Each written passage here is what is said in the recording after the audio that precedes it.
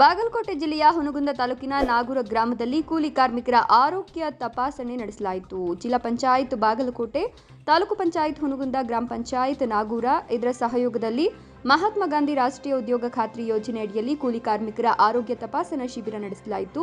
336 ಜನರ ಆರೋಗ್ಯ ತಪಾಸಣೆ ಮಾಡಿಸಿಕೊಂಡರು. 336 ಜನರು ಆರೋಗ್ಯ ತಪಾಸಣೆಯನ್ನ ಮಾಡಿಸಿಕೊಂಡರು. ಆರೋಗ್ಯ ಇಲಾಖೆ ಸಿಬ್ಬಂದಿ ಹಾಗೂ ಗ್ರಾಮ ಪಂಚಾಯಿತಿ ಸಿಬ್ಬಂದಿಗಳು ಇದರಲ್ಲಿ ಭಾಗವಹಿಸಿದ್ರು.